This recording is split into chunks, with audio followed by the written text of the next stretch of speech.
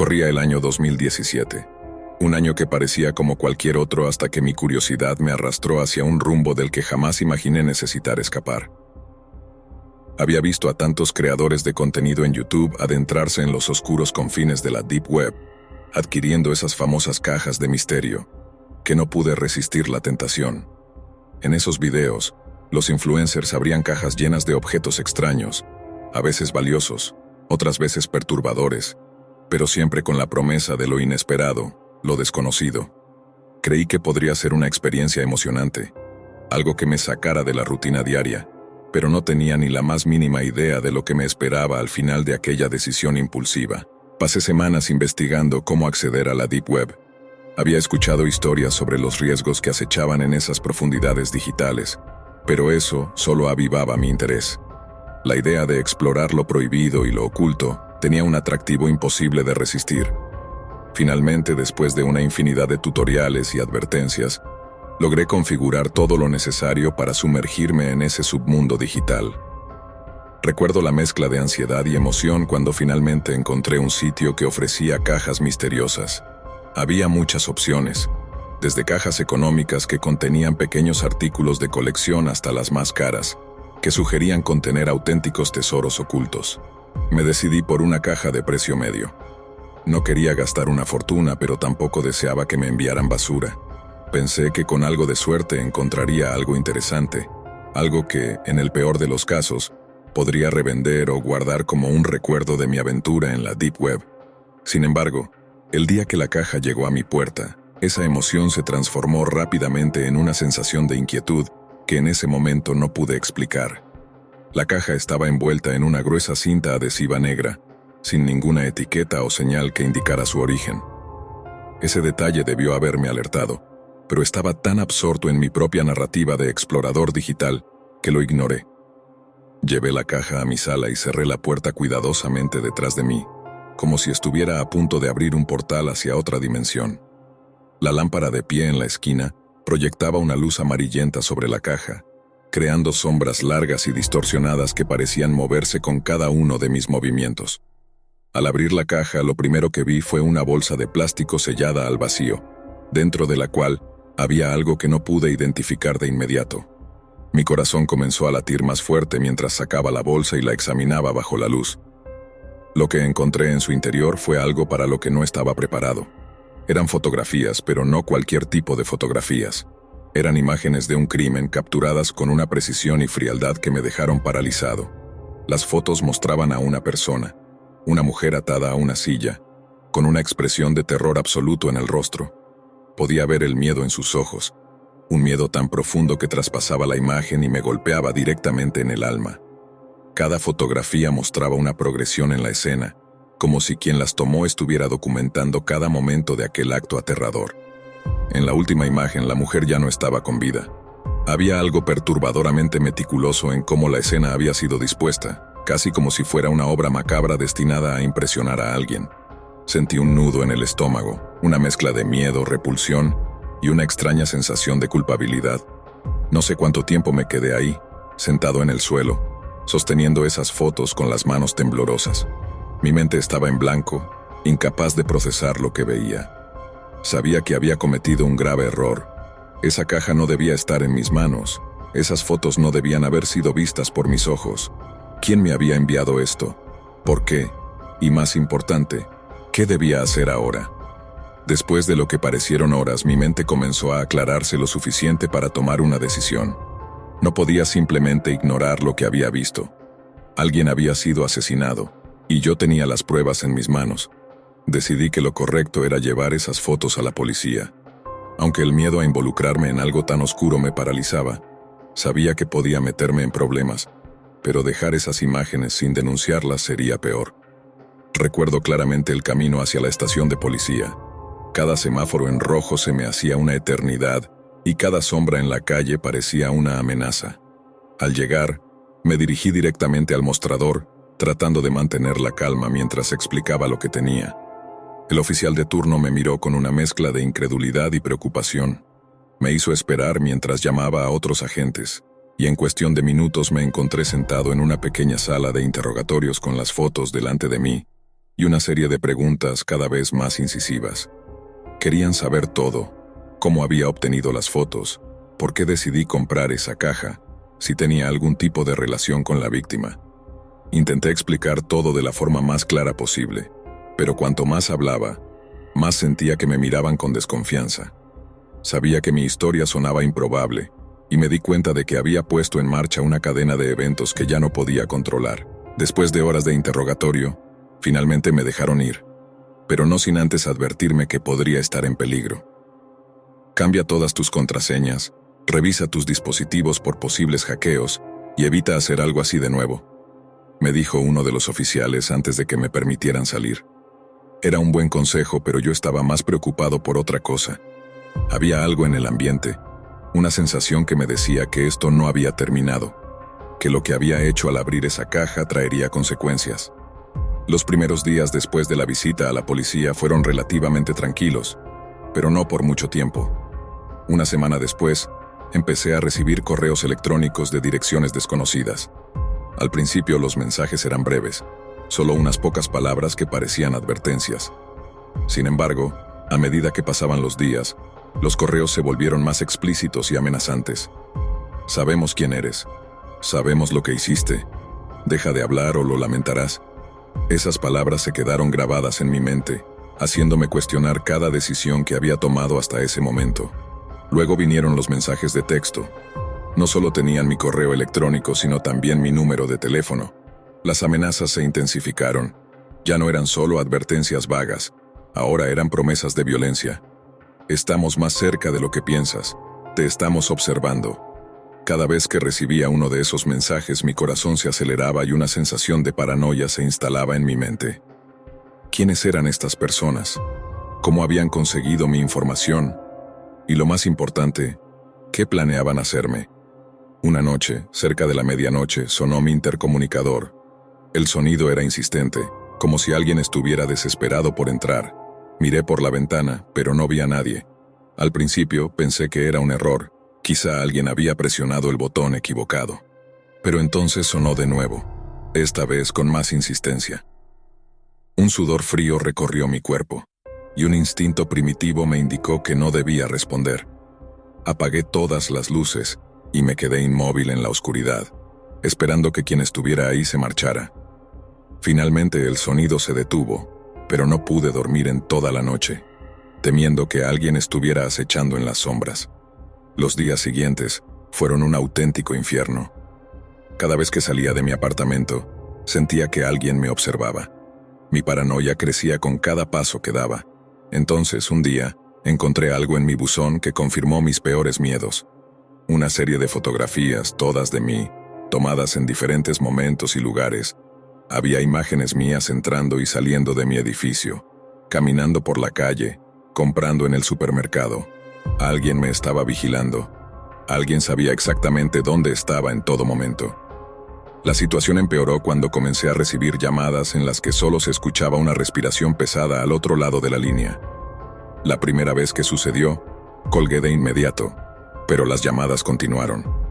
Sabía que era una advertencia, una forma de decirme que no podía escapar, que, estuviera donde estuviera, siempre habría alguien observándome.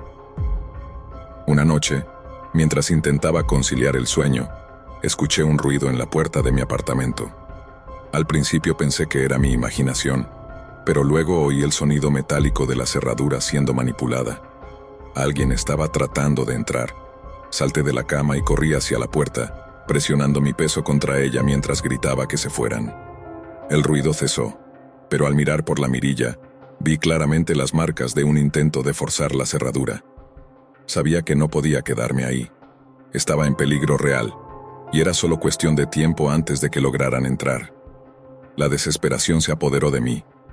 Sabía que si permanecía en el apartamento, tarde o temprano lograrían entrar y hacerme lo mismo que a la persona en las fotos. No podía permitir que eso sucediera.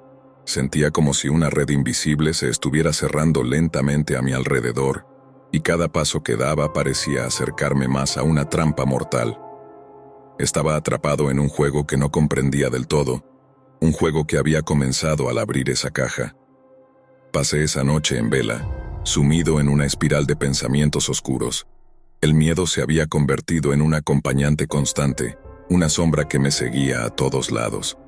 En algún momento de la madrugada tomé una decisión. Tenía que desaparecer.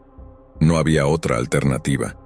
Si quería sobrevivir, debía dejarlo todo atrás y empezar de nuevo en un lugar donde nadie me conociera, donde pudiera reconstruir mi vida lejos de esta pesadilla. Al amanecer comencé a hacer los preparativos.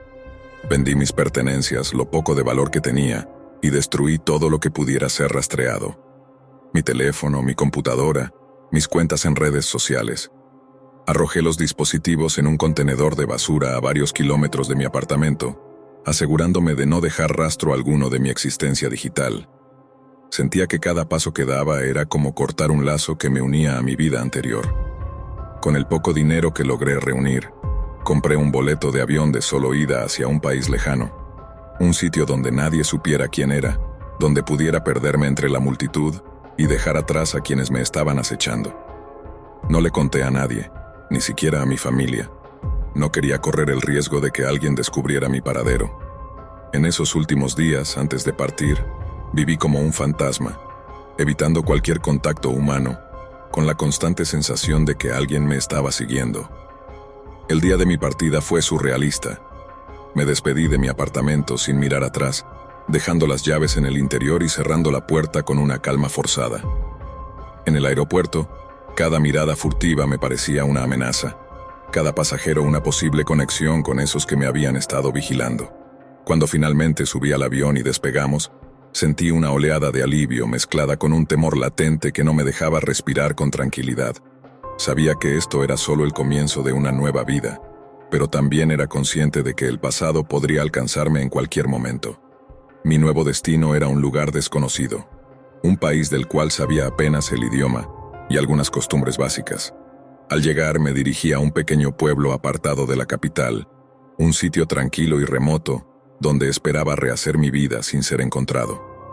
No fue fácil adaptarme. Cada sonido inesperado, cada llamada telefónica me hacía saltar, recordándome que mi pasado aún podría estar acechándome. Intenté encontrar trabajo, mantener un perfil bajo y evitar amistades o cualquier vínculo profundo. Sabía que la soledad era mi única protección, pero con el tiempo, esa misma soledad comenzó a minar mi cordura. No podía confiar en nadie, y la paranoia se convirtió en mi compañera inseparable.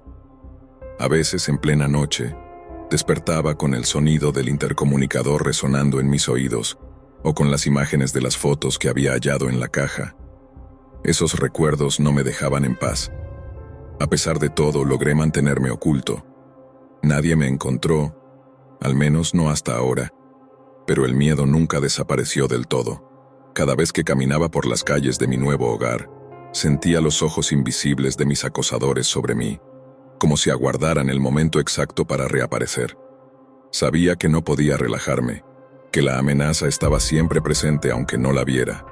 Hoy, años después de aquel fatídico día en 2017, todavía vivo con las cicatrices de esa experiencia.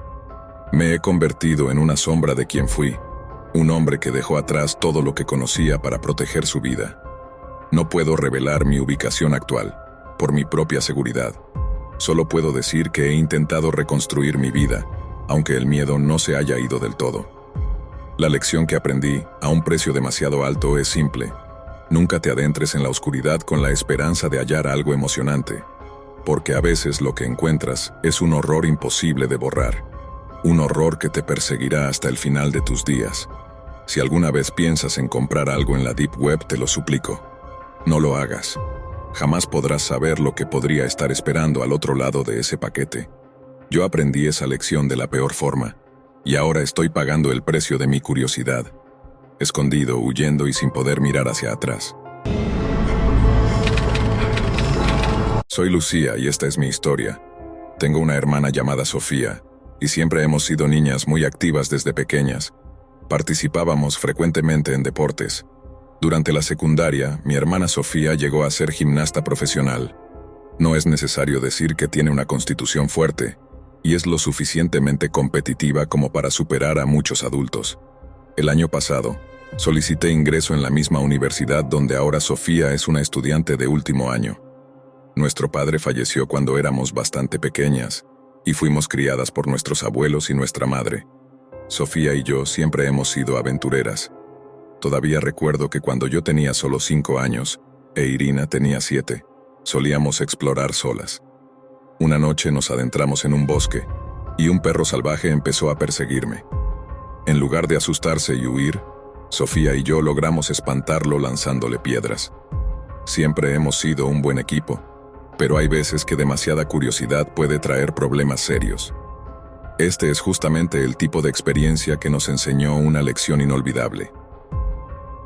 En mi primer día en la universidad, estaba sumamente emocionada, como cualquier chica joven en esa situación, especialmente porque contaba con mi hermana para cuidarme. Nuestra universidad era realmente enorme. Chicos y chicas deambulaban por todo el campus, con rostros felices y corazones llenos de sueños. Sofía me presentó a sus amigos y a su novio, Tomás. Yo también hice un par de nuevas amigas, pero los fines de semana prefería pasar tiempo con Sofía y su grupo. De manera similar, una noche de sábado, Sofía organizó una reunión en su casa. Alrededor de la 1 de la madrugada, sus amigos se retiraron. Su novio, Tomás, le preguntó si quería que se quedara, pero Sofía dijo que íbamos a beber un poco más y pasar un rato de hermanas. Tomás sonrió y dijo: «Diviértanse, chicas, pero nada de locuras». Luego Sofía se rió y una vez que él se fue, le pregunté por qué dijo eso. Sofía sonrió y dijo: «Ya sabes cómo soy, Lucía. Era muy bromista en mis primeros años de universidad. Incluso mis amigos me llamaban Miss Traviesa». Nos reímos porque Sofía realmente tiene ese espíritu. Nos sentamos en el sofá y abrimos nuestras cervezas. Le conté que mis amigas habían mencionado la Deep Web hace unos días, y de repente vi que Sofía sonreía. «Oye, Lucía, ¿quieres jugar un juego en la Deep Web?», preguntó Sofía. Le respondí algo incómoda. «¿Un juego? ¿De qué tipo?». Ella explicó: «Es una especie de búsqueda del tesoro. Lo jugué una vez en mi primer año, es muy intenso. Básicamente, después de entrar al juego, te ubica en el mapa, y luego aparecen pistas. Cada pista te hace avanzar y en la última, te dan unas coordenadas que te llevan a tu tesoro. Será en algún lugar cercano y allí debemos buscar en el sitio exacto que el juego señala para encontrarlo». «¿En serio encontraron algún tesoro la última vez?», le dije con escepticismo. Sofía, en tono bajo, dijo: «Encontramos unas coordenadas que nos llevaron a un garaje abandonado. Allí había billetes viejos en una caja de herramientas antigua. Aunque estaban oxidados, los cambiamos en una casa de empeño y usamos el dinero para unas cuantas bebidas. Sinceramente, la idea de un tesoro en la vida real me intrigó, así que acepté jugar». Sofía inició sesión en su computadora. En cuanto la página se cargó, una pantalla oscura apareció frente a nosotras, con una calavera y el lema: «Nunca podrás adivinar el tesoro». El juego comenzó con un personaje en un callejón oscuro. Había que guiarlo hasta el final, donde una puerta de madera se abría hacia una habitación. Dentro había una niña con el rostro desfigurado. Era solo un juego, pero a esas horas su cara me dio escalofríos. La niña cantaba con una voz tenebrosa, y la música de fondo hacía todo más siniestro. Este juego era muy diferente de cualquier búsqueda del tesoro común. Parecía diseñado por alguien con intenciones perturbadoras. Había símbolos extraños y signos oscuros en las paredes. No solo el aspecto visual era perturbador, sino que también las pistas eran escalofriantes. Una de ellas decía: «La niña que te observa nunca duerme. Cuando llora, sus ojos sangran». Cada pista desbloqueaba personajes, y cada uno nos daba un número de 2 dígitos. Sofía me dijo que anotara esos números, ya que serían las coordenadas. El juego continuó por media hora hasta que encontramos al último personaje, una figura con cabeza de carnero sentada en un trono, que parecía ser el propio Satanás. «Este juego es muy raro», le dije, «no me gusta nada». Sofía sonrió y dijo: «Bueno, hermanita, esto es la Deep Web». Ella hizo clic en el último personaje y la figura habló con una voz demoníaca: «Has llegado al final, ahora recibe tu recompensa». Apareció el último dígito de las coordenadas y el juego finalizó. Antes de que Sofía pudiera cerrar sesión, su computadora se congeló. Intentamos todo, pero no respondía. Algunos de mis amigos dicen que estos sitios suelen estar infectados con virus. «No deberías volver allí», le dije. Pero Sofía solo reinició el equipo, sin poder encontrar el juego de nuevo. Decidimos apagar todo y dormir, Pero luego Sofía me dijo, no podemos dormir ahora, tenemos que ir al destino. Miré el reloj, eran las 2:30 de la madrugada. No creo que sea seguro ir a algún sitio desconocido a esta hora, le dije, pero con su mirada insistente supe que no cedería. Así que subimos al coche, y Sofía ingresó las coordenadas en el GPS. El lugar estaba a unos 15 minutos de distancia, en las afueras de la ciudad. Al ver la ubicación me preocupé de que fuese una trampa, así que mandé un mensaje a Tomás, quien vivía cerca, y afortunadamente respondió que iría para allá. Llegamos a una granja abandonada, rodeada de campos y con una apariencia espeluznante. Sofía bajó con su linterna, y no tuve más opción que seguirla. Cerramos el auto y comenzamos a caminar hacia la granja. Al acercarnos a la puerta, escuchamos bocinas.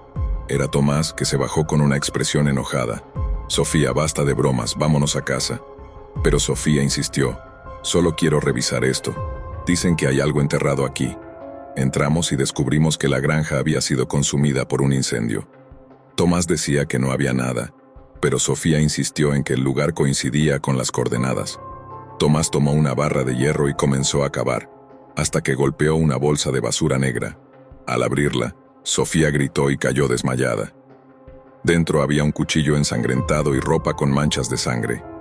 A la mañana siguiente fuimos a la policía, y pronto descubrieron que era evidencia de un caso de asesinato que el culpable intentaba esconder. Desde ese día, Sofía no ha vuelto a jugar videojuegos y jamás regresó a la Deep Web. Antes de empezar esta historia, quiero advertir a todos que se mantengan alejados de la Deep Web. El mes pasado organicé una pequeña reunión en mi casa. Invité a un par de compañeros de trabajo, y todos tomamos unas bebidas mientras mirábamos el partido de fútbol. Era una noche de chicos, así que todos se embriagaron bastante y perdieron la noción del tiempo. Éramos 3, yo y mis 2 colegas, Raúl y César. Los 3 trabajamos en el Departamento de Tecnologías de la Información de una corporación multinacional. Todo iba bien, hasta que Raúl mencionó el tema de la Deep Web. Dijo con tono serio que muy pocas personas tienen el coraje de explorar la Deep Web, y que si uno se pierde allí, no tiene idea de las cosas horribles que podrían aparecer. En mis tiempos de estudiante en la universidad, también entré en la Deep Web 1 o 2 veces, pero nunca ocurrió nada espantoso. Le respondí en tono burlón. Creo que la gente exagera mucho sobre la Deep Web, no es tan peligrosa. César comentó, yo nunca querría entrar en ese sitio. Un compañero de la universidad me contó que un sujeto pidió drogas en la Deep Web, pero en lugar de eso le enviaron polvo de huesos humanos. ¿Polvo de huesos?, pregunté sorprendido. ¿Qué le pasó? César respondió tomando un sorbo de su cerveza. Apenas salió con vida. Mi amigo me contó que el tipo sangró horriblemente por la nariz. Me reí y dije, creo que tu compañero inventó esa historia, amigo. Puedo mostrarte que la Deep Web no es tan aterradora. Me levanté y encendí mi computadora portátil. Raúl y César se sentaron a mi lado en el sofá, y empezamos a navegar por la Deep Web usando el navegador Tor. Estaba embriagado y terco, y aún me arrepiento de haber entrado en la Deep Web solo para probar un punto absurdo. Esa noche estábamos navegando por el Hidden Wiki de la Deep Web, donde había una cantidad enorme de enlaces a diferentes sitios. Encontramos una página que supuestamente te ayuda a contratar un asesino a sueldo, y otra donde puedes subir videos de tortura y ganar dinero con las visualizaciones. Cuanto más buscábamos, más extraños se volvían los sitios que aparecían. Raúl comentó, no puedo creer que existan personas tan perturbadoras en la vida real. Estaba a punto de hacer clic en un enlace nuevo cuando César llamó mi atención hacia un link que decía http://onion. Vamos a ver este enlace, dije. Raúl me tomó del brazo y dijo, no creo que debamos hacer clic en enlaces al azar, Ernesto. Mejor salgamos de aquí y sigamos viendo el partido. Pareces no tener el valor para explorar la Deep Web, ¿eh? Le respondí con tono de desafío. Más tarde me di cuenta de cómo lo insulté, y sé que debía haber seguido su consejo esa noche. Sin decir más, hice clic en el enlace. La página comenzó a cargarse, y César y Raúl miraban la pantalla con los ojos muy abiertos. Pensé que sería algún tipo de susto infantil o algo similar, pero cuando la página terminó de cargar, comenzó a descargarse un archivo zip en mi computadora portátil. Oye, esto podría ser un virus, advirtió César. Podría hacer que tu máquina se bloquee. Respondí. Tengo un antivirus potente, y el sistema lo habría bloqueado si fuera un virus. Una vez que el archivo se descargó, lo extraje en la laptop y aparecieron 3 archivos en formato MP4. Terminé mi bebida y les dije, ¿están listos para ver algunas grabaciones de la Deep Web? Raúl y César, intrigados, asintieron. Reproduje el primer video y en la pantalla apareció una pequeña casa de madera ubicada en un campo solitario. La persona que filmaba comenzó a caminar hacia la casa. Cuando abrió la puerta vimos muebles viejos y ropa húmeda tirada por todos lados. El estado de la casa mostraba claramente que estaba abandonada. Podíamos escuchar la respiración agitada de quien sostenía la cámara, pero era difícil saber si era un hombre o una mujer. La persona se detuvo cerca de las escaleras, de pie en la sala. Estaba comenzando a aburrirme, pero de repente César dijo en voz baja, ¿escuchaste ese sonido? ¿Qué sonido?, pregunté. Escucha con atención, creo que alguien está llorando.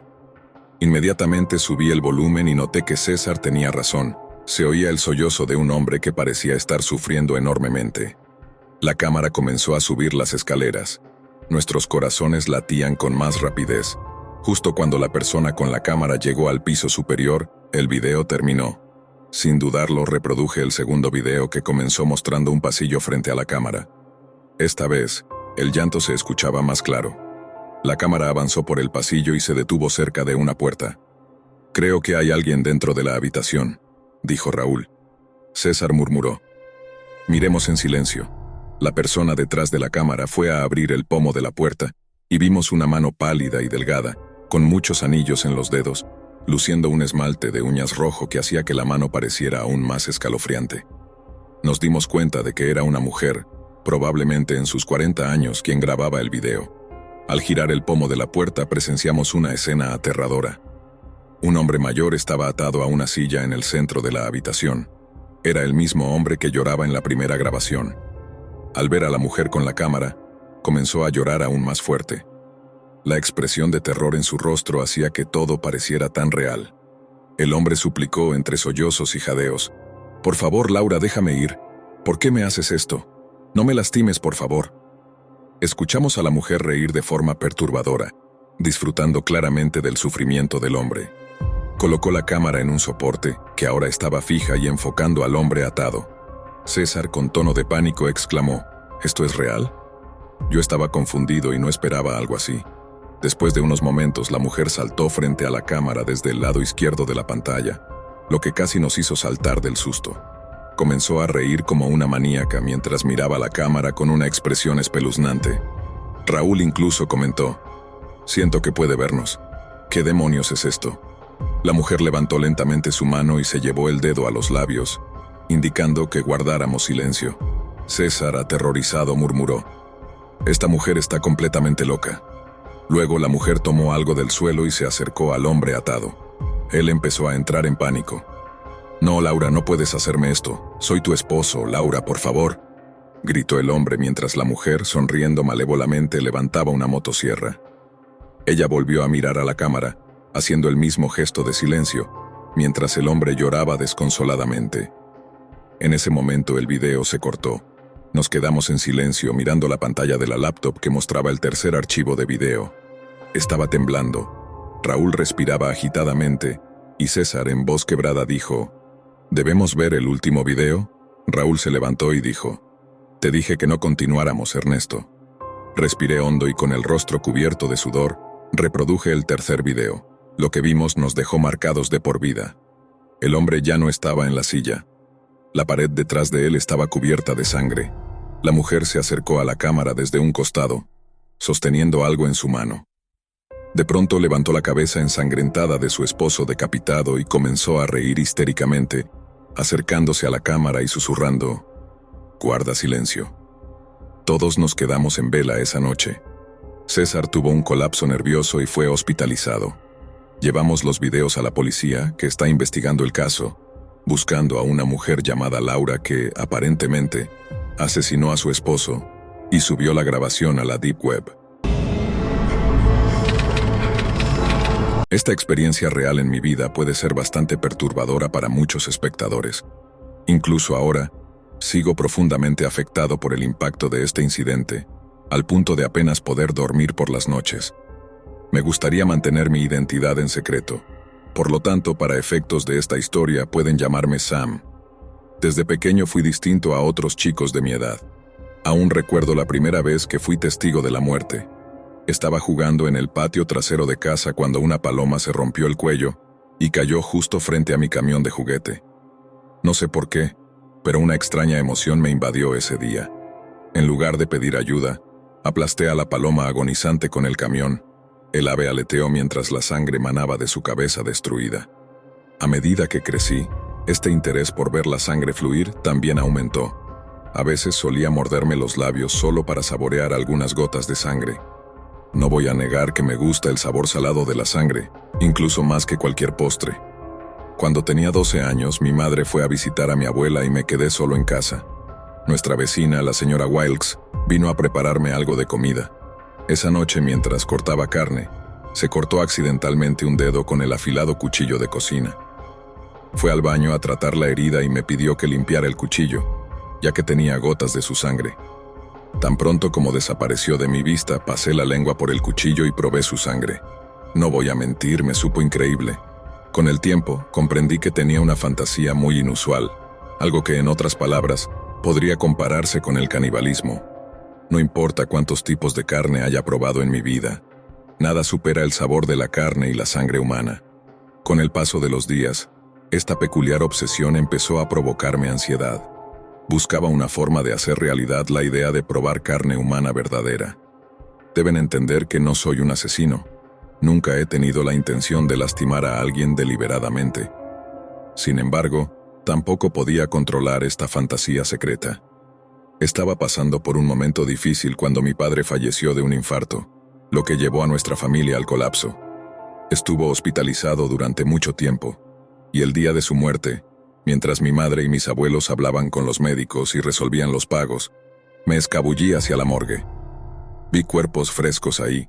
Probablemente era la hora del almuerzo, porque no había personal en ese momento. Estaba completamente consciente de las cámaras de seguridad, así que escogí un cuerpo en una esquina. Me acerqué con cautela, cuidando de no mostrar mi rostro a la cámara. Usé un pequeño bisturí que había tomado prestado del laboratorio de mi escuela secundaria. Corté algunos pedazos de carne del cuerpo y me los comí. Aunque la carne estaba algo rígida, su sabor era glorioso. Ahí me di cuenta de que soy caníbal. Terminé la secundaria y decidí estudiar ciencias médicas para estar cerca de los cadáveres. Mi primer año de universidad transcurrió probando carne de personas fallecidas. Solía cortar partes seleccionadas de los cuerpos en el laboratorio de medicina y luego las consumía como cena. Las cosas no estaban bien, pero ya era una adicción. Un día, mientras estaba en mi habitación navegando por la Deep Web, me topé con un sitio llamado Café de Caníbales Foro. Este foro caníbal se enfocaba en comer personas o ser comido por otros. En él, las personas publicaban solicitudes para consumir o ser consumidos y compartían sus fantasías caníbales. Por ejemplo, en una nota en el sitio web se leía: "El foro Caníbal Café está dedicado a cubrir un rango completo de fantasías caníbales". Los temas aquí trataban sobre fantasías entre adultos que consienten en participar. Cuanto más exploraba este sitio, más crecía mi curiosidad. Algunas personas deseaban ser víctimas del canibalismo voluntariamente. Estaba sorprendido y extremadamente emocionado al descubrir este sitio. Creé una cuenta y comencé a participar en las conversaciones del foro. No tenía amigos ni novia, y apenas visitaba a mi familia desde que me mudé para ir a la universidad. Deseaba mantener mi vida lo más privada posible para evitar cualquier sospecha.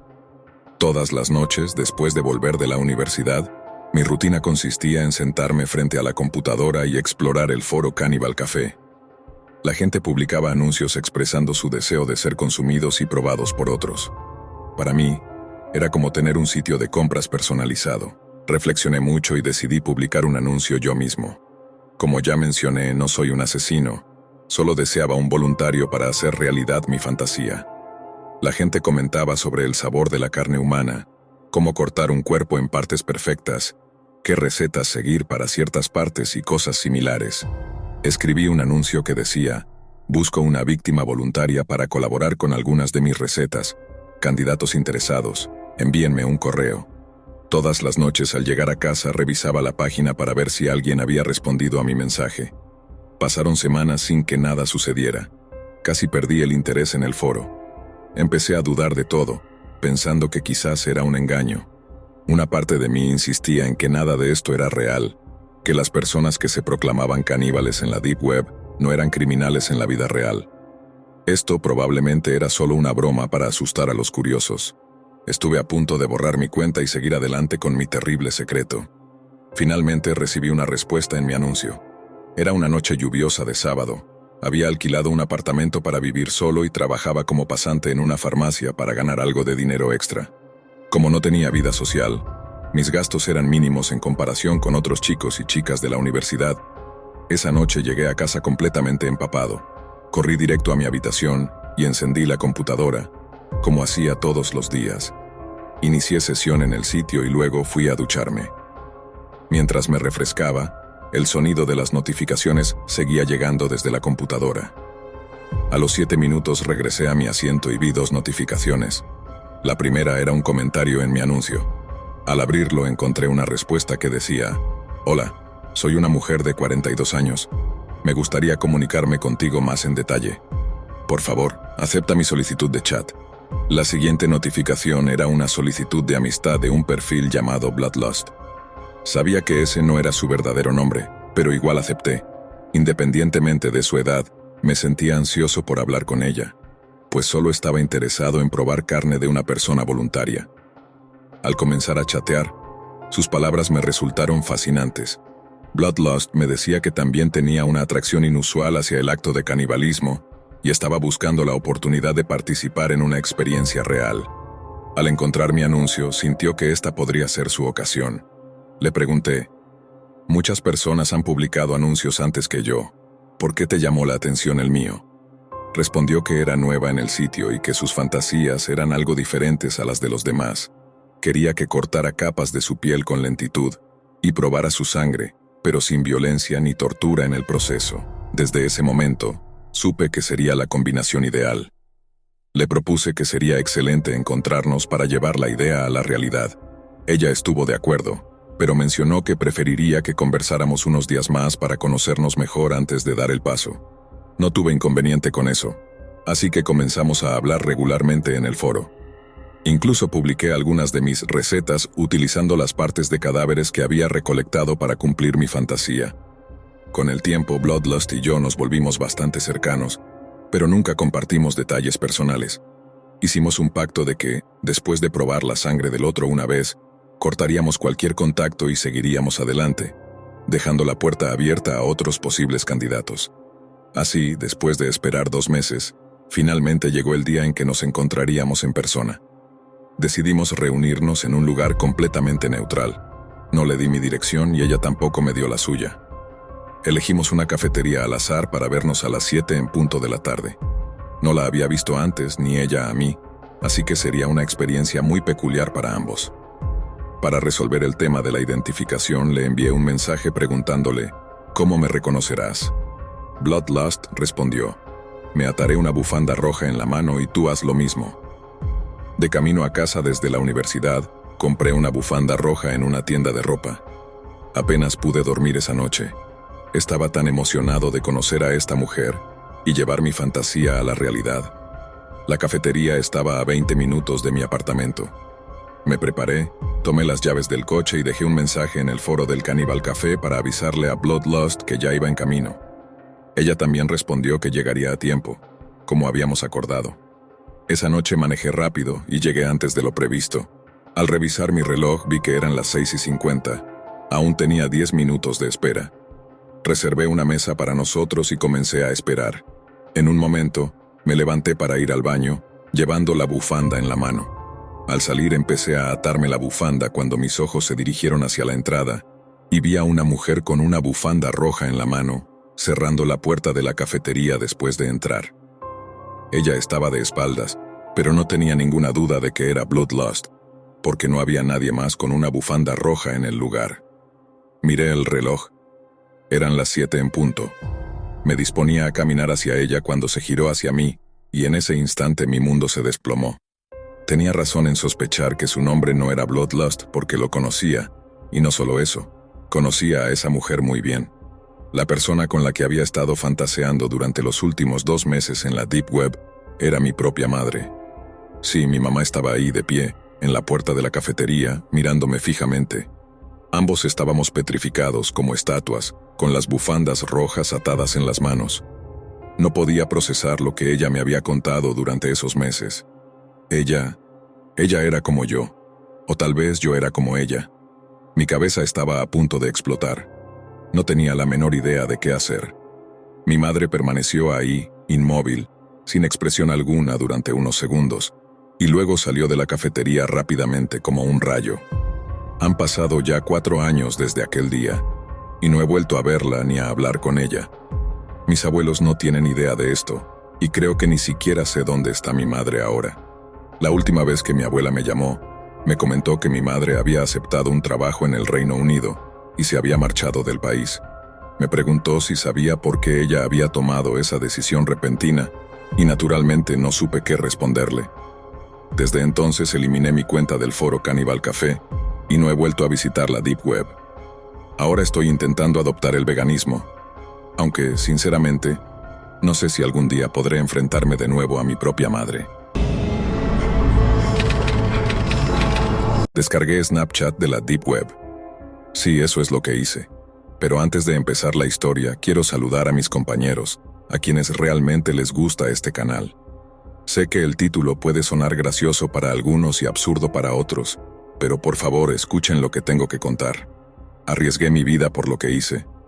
Soy solo un chico común de 20 años, trabajo medio tiempo en un restaurante y también asisto a la universidad. Tengo algunos amigos, no muchos, principalmente paso el tiempo con Nico y Luis. Los conocí en la universidad. Son chicos geniales, siempre divertidos y nunca es aburrido estar con ellos. Fue a través de Nico y Luis que conocí la Deep Web. Ambos son mucho más hábiles con las computadoras que yo. Han usado computadoras desde que tenían 5 años y juegan videojuegos juntos desde que iban a primero de primaria. Son amigos de la infancia. Como dije, escuché sobre la Deep Web por ellos. Ya habían explorado ese mundo antes y me habían mostrado algunas de las cosas que encontraron allí, como historias extrañas, imágenes inquietantes y a veces hasta videos perturbadores. Siempre me advertían, si vas a entrar a la Deep Web, asegúrate de hacerlo de la forma más segura posible. Nico siempre decía que debía activar una VPN, cubrir la cámara de la computadora y si usaba una laptop, apagar el micrófono. Luis bromeaba con que el mejor consejo era simplemente no entrar a la Deep Web en absoluto. No seas como nosotros, somos unos tontos, decía riendo. Pero vamos, ¿puedes culparme? Escuchar todas esas historias que mis amigos contaban sobre encontrar cosas misteriosas en la Deep Web hizo que me picara la curiosidad. Aparte, yo también estaba siendo un tonto. Les había pedido antes que me mostraran cómo lo hacían, pero nunca quisieron y nunca entendí por qué. Así que una noche, estando solo en casa, decidí investigar. Empecé a ver tutoriales en YouTube y a buscar en Google cómo acceder a la Deep Web y cómo mantenerme seguro. También leí historias en Reddit y otros foros en línea, lo cual me entusiasmó aún más. Seguí los pasos que me dijeron ellos y los que vi en los tutoriales. Primero descargué el navegador Tor, luego activé una VPN, desconecté la cámara y el micrófono y ya estaba listo. Al abrir Tor, lo primero que vi fueron todos estos enlaces que decían que se vería así. Y sí, realmente era así.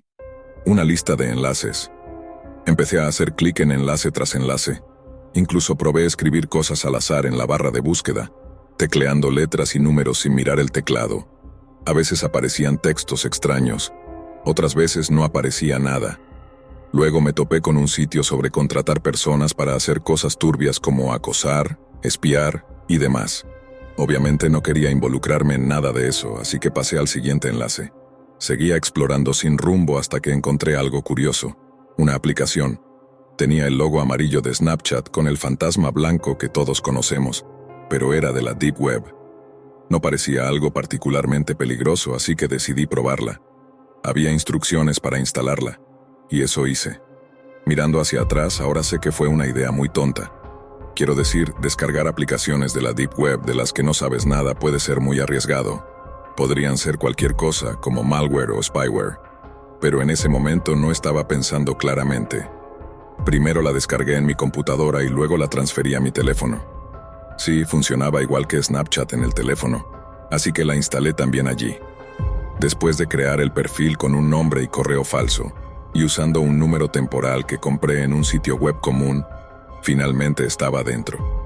No pasó ni un minuto cuando alguien me agregó como amigo. Dudé, pero acepté. Tan pronto lo hice, esa persona, o lo que sea, me envió un mensaje de texto. Hola. Le respondí también con hola. Luego me envió un video. Abrí el video y era algo realmente perturbador. No quiero ni hablar de ello, y ni siquiera sé si puedo contar eso aquí. Me asustó y me repugnó, así que lo bloqueé de inmediato y cerré la aplicación. Guardé el teléfono, que por cierto era uno viejo que ya no usaba. Al día siguiente fui a la universidad y me olvidé del asunto, dejando el teléfono en un bolsillo de mi mochila. Más tarde, después del trabajo, recordé el teléfono y la aplicación. Cuando la abrí tenía más de 20 solicitudes de amistad. Acepté una, pero la eliminé rápido al recordar lo que pasó la última vez. Ya era algo tarde, así que llamé a un amigo llamado Daniel, que trabajaba en ciberseguridad, y le pregunté si podía revisar el teléfono y la aplicación. Dijo que lo haría al día siguiente. A la mañana siguiente, cuando desperté, mi teléfono principal, el que uso normalmente, estaba inundado de mensajes de texto con amenazas y extorsiones. Rápidamente revisé el teléfono viejo, acepté todas las solicitudes, y entonces uno de los contactos de Snapchat me envió una pegatina que decía, «Te conozco». Respondí con un «Ja, sí, yo también», intentando quitarle importancia. Luego me enviaron mi ubicación exacta. Me asusté mucho y lo bloqueé al instante. Llamé a Daniel y le expliqué la situación. Quedamos de vernos en una cafetería en unas 2 horas. Al llegar le di el teléfono. Daniel sacó su laptop y algunos dispositivos más, y comenzó a revisar la aplicación. Después de unos 10 minutos me dijo, «Sí, esta aplicación puede rastrear tu ubicación y puede escuchar nuestras conversaciones en cualquier momento». Me devolvió el teléfono, y sin querer presioné la aplicación nuevamente. Había un nuevo chat, una nueva foto. Al abrirla, era una foto mía. Mi corazón se detuvo. Salí de la cafetería y tiré el teléfono con fuerza al suelo hasta romperlo. Luego lo eché a la basura. Daniel me dijo que era lo mejor que podía hacer por ahora, pero también mencionó que si estaba en casa, esa gente probablemente sabría dónde encontrarme. Le dije a Daniel que necesitaba irme y que lo vería luego. Me dirigí al vecindario donde vivía y encontré al hijo de un vecino. Le ofrecí $50 si veía a alguien sospechoso merodeando mi casa y le tomaba una foto como prueba. Aceptó sin dudar. Pasé 2 noches en un motel cercano. Incluso me corté el cabello. Sabía que tenían una foto mía y necesitaba cambiar mi apariencia. Unos días después, volví al vecindario y el chico me mostró fotos de algunos hombres buscándome. Le di las gracias y le pagué. Compré un boleto de autobús y regresé a la casa de mi familia. Por suerte no lograron encontrarme, pero todo pudo haber sido mucho peor. Mi consejo para ustedes es, ¿por qué querrían entrar a la Deep Web y hacer lo que yo hice? Si estás aburrido, llama a un amigo, juega fútbol, básquetbol, corre, ve al gimnasio o juega videojuegos. Simplemente, aléjate de la Deep Web. No vale la pena. Tengo algo realmente inquietante que compartirles. En el pasado, publicaba videos en mi canal web, mostrando cómo abría cajas misteriosas de la Deep Web como un pasatiempo. Pero ahora me rehúso a volver a hacerlo. Aunque sé que algunas de estas aperturas pueden ser montajes, puedo asegurarles que la mía no fue falsa en absoluto. Si no están familiarizados con una caja misteriosa, les daré una pista. Es básicamente una caja que compras con criptomonedas como Bitcoin, y alguien la llena con lo que sea que se le ocurra. La emoción está en el terror de abrirla sin saber qué encontrarás adentro. Esa es, digamos, la gracia de todo, si es que se le puede llamar así. Existen algunos sitios donde puedes comprarlas, pero si te atreves a adentrarte en el Internet profundo, las reglas desaparecen. Yo he recibido desde muñecas destruidas hasta fotos antiguas de familias con lo que parecía sangre. Con suerte, era solo pintura, esparcida alrededor de las imágenes. Osos de peluche desgarrados, ropa interior rota, implementos médicos, cartas de tarot, un cráneo de rata. Cualquier cosa que sea tanto absurda como escalofriante, es posible. Lo que da verdadero pavor es que no sabes quién te envía la caja ni qué podrías encontrar dentro, así que más te vale tener a mano un buen par de guantes, bien gruesos. La primera vez que metí la mano en una caja, cometí el error de hacerlo sin precaución, y terminé con una sustancia pegajosa por todo el brazo. Algo se había derramado dentro, una botella cuyo contenido aún no sé qué era, pero por suerte no tenía olor. Me lavé bien las manos después de eso y espero que no fuera nada dañino. No revelaré el sitio exacto de la Deep Web donde compraba mis cajas, pero cerraron la página después de cierto incidente. Solo puedo contarles que muchas personas pujaban por esta caja en particular. Parecía que debía contener algo interesante, o eso pensé. Así que aproveché la oportunidad, esperando obtener algo fuera de lo común. Por poco me superó un usuario en la puja, pero insistí hasta el final. Esta caja finalmente era mía. Exclamé con satisfacción al confirmar mi dirección, usando siempre mi apartado de correos por seguridad. La primera regla es nunca usar tu dirección de casa. Hay gente muy extraña por ahí. La caja tardó al menos 3 semanas en llegar, y estaba emocionado por recogerla. Era una caja de cartón de tamaño medio, bastante común, sellada con cinta de embalaje, y no era muy pesada. De hecho, se sentía bastante ligera. Empecé a pensar si tal vez me habían estafado, pero seguía intrigado por la razón de su alto precio y el porqué de tanto interés en ella. Pronto lo descubriría. Ese viernes, al llegar a casa, preparé mi cámara y algo me hizo dudar. Tenía una sensación extraña sobre esa caja, tal vez un aviso de mi intuición, pero decidí ignorarlo. Tomé mis grandes tijeras metálicas y preparé el espacio. Siempre pongo una sábana o bolsa de basura sobre la mesa de la cocina antes de abrir las cajas, porque nunca sabes de dónde vienen ni qué podrían contener. Me puse mis guantes de goma gruesos y revisé la caja buscando fugas o agujeros. Estaba listo para comenzar. Al encender la cámara inicié mi grabación. Es hora de otra apertura de caja, amigos. Esta es la que todos han estado esperando y espero que la disfruten tanto como yo he estado ansioso por abrirla. La he esperado durante 3 semanas y finalmente está aquí. No es muy pesada, como pueden ver. ¿Qué habrá adentro? Ajusté la cámara para mostrar mejor el proceso y comencé a cortar la cinta con las tijeras, anticipando el contenido. Abrí con cuidado las solapas de cartón y vi que estaba llena de trozos de periódico rasgado a mano. Revolviendo un poco sentí algo suave y lo saqué. Era una bolsa de basura negra sellada con cinta adhesiva gris. Algo estaba envuelto dentro, y un leve olor a podrido emanaba de la bolsa. Me atraganté, deseando que no fuera algo tan desagradable como parecía. Por un momento olvidé que estaba grabando. Me empecé a poner nervioso y sudaba, pero continué con el video. Coloqué la bolsa sobre la mesa y la abrí con cuidado, tratando de no dañar el contenido. Al abrirla, revelé una bolsa Ziploc blanca con un diseño a cuadros en azul y blanco. Adentro parecía haber una camisa. El olor, sin embargo, era aún peor esta vez, y la bolsa se me cayó al suelo mientras contenía una arcada. Ese olor nauseabundo, como el de una rata en descomposición atrapada en una pared, era 10 veces peor. Recogí la bolsa nuevamente, decidido a continuar. En letras mayúsculas, escrito con marcador negro, leí las palabras: olor a muerte. Me quedé atónito y apagué la cámara, dándome cuenta de que tal vez no debería mostrar esto en un video. Si había algo realmente horrible o ilegal en esa bolsa, no necesitaba exponerlo al mundo. Siempre he sido consciente de que al jugar con lo desconocido, uno puede toparse con gente desequilibrada. Es el riesgo que corres al sumergirte en el juego de la caja misteriosa. Rápidamente arrojé la bolsa Ziploc fuera de la casa y rocié desinfectante por toda la habitación, especialmente sobre la mesa.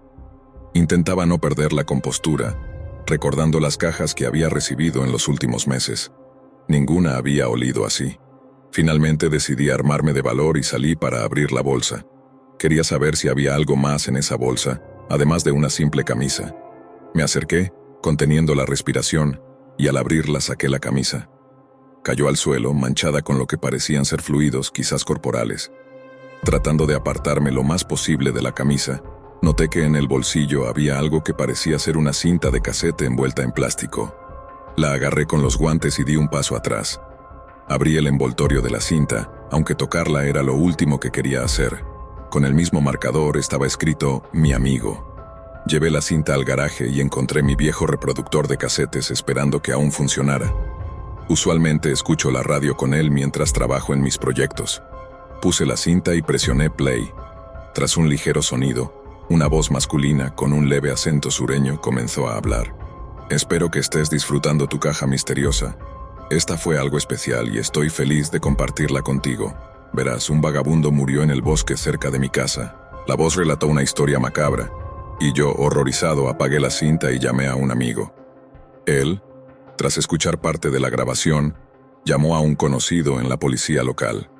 El oficial lo encontró perturbador, y aunque no se podía iniciar una investigación formal sin pruebas, la cinta sonaba genuina.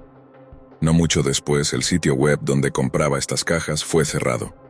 Desde ese día, dejé de comprar cajas misteriosas en la Deep Web. Fue una experiencia que me dejó marcado para siempre. No sé si alguna vez has sentido esa atracción, esa necesidad insaciable de tomar una decisión que en el fondo sabes que es incorrecta, pero lo haces de todos modos porque la recompensa parece demasiado tentadora para dejarla ir. Así fue como comenzó mi historia, una historia que desearía no haber experimentado jamás. Era el año 2016, un año como cualquier otro, hasta que llegó una oferta que parecía ser la solución a todos mis problemas económicos. Todo inició de la forma más inocente, con una propuesta que encontré en uno de esos rincones oscuros de la Deep Web. Sí, lo sé, es un lugar del que la mayoría huiría, pero en ese momento, para mí, era una oportunidad que no podía pasar por alto. El dinero escaseaba, las deudas se acumulaban como malas hierbas y, cuando vi aquella oferta que prometía una suma considerable a cambio de algo tan simple como tomar fotografías, no lo dudé ni por un segundo. Acceder a la Deep Web ya había sido un proceso lleno de tensión. Había escuchado demasiadas historias de horror sobre lo que se puede encontrar allí, pero también sabía que en esos lugares otros habían hallado soluciones rápidas a sus problemas. Así que, con más curiosidad que cautela, me sumergí en ese mundo digital oculto. Fue allí donde encontré la oferta. Solo necesitas sacar algunas fotos, pago inmediato, sin preguntas. Era una propuesta directa, sin detalles adicionales. Y aunque cualquier persona prudente habría notado las señales de advertencia, yo solo vi una forma de aliviar la carga que llevaba. El primer encargo llegó apenas un día después de haber aceptado. Me pidieron que tomara fotografías de paisajes urbanos, calles, parques y algunos puntos de interés específicos. Al principio me pareció un trabajo casi absurdamente sencillo. Solo debía tomar mi cámara y recorrer la ciudad, capturando imágenes de lugares que hasta ese momento me parecían completamente ordinarios. No había nada raro en lo que me pedían ni en los detalles específicos de las fotos. Así que cumplí con mi parte, envié las imágenes y para mi sorpresa el pago llegó en menos de una hora. Era como si todo estuviera meticulosamente planificado. Pasaron los días y las solicitudes continuaron llegando. Cada una de ellas era tan sencilla como la anterior, y el dinero aparecía en mi cuenta con puntualidad. Empecé a acostumbrarme a esa rutina. Despertar, revisar las nuevas solicitudes, salir a tomar las fotos y enviar el material. A veces me pedían imágenes de plazas llenas de gente, otras veces, de calles vacías a ciertas horas del día o de parques en momentos específicos. Era como un juego de exploración urbana, y me encontraba disfrutando de esa nueva faceta de mi vida, sintiendo que finalmente tenía cierto control sobre mis finanzas. Sin embargo, con el tiempo, las solicitudes comenzaron a cambiar. Lo que había empezado como un trabajo sencillo de fotografía de paisajes y lugares públicos se convirtió en algo mucho más oscuro. Los encargos se volvieron más específicos, más incómodos. Comenzaron a pedirme fotos de personas. Al principio, eran grupos de gente en escenas cotidianas, donde nadie destacaba. Pero luego, las solicitudes se centraron en individuos, especialmente mujeres y niños. Fue en ese momento cuando comencé a sentir una inquietud creciente, una voz en mi interior que me advertía que debía detenerme. Recuerdo con claridad el día en que recibí un encargo diferente. Me pidieron que tomara fotografías de una mujer específica, descrita con todo detalle. Su altura, el color de su cabello, la ropa que vestía. Algo en esa solicitud me revolvió el estómago. Ya no se trataba de capturar la belleza de un paisaje o la serenidad de una plaza, sino de seguir a alguien y documentar su vida sin que lo supiera. Fue entonces cuando decidí que había llegado demasiado lejos. Me negué a hacer el trabajo y envié un mensaje explicando que no podía continuar. Pero mi negativa no fue bien recibida. Apenas unas horas después comenzaron las amenazas. Primero llegaron en forma de correos electrónicos que detallaban información personal sobre mí, información que solo alguien que estuviera observándome podría conocer. Sabían dónde vivía, el nombre de mi esposa, la escuela a la que asistían mis hijos.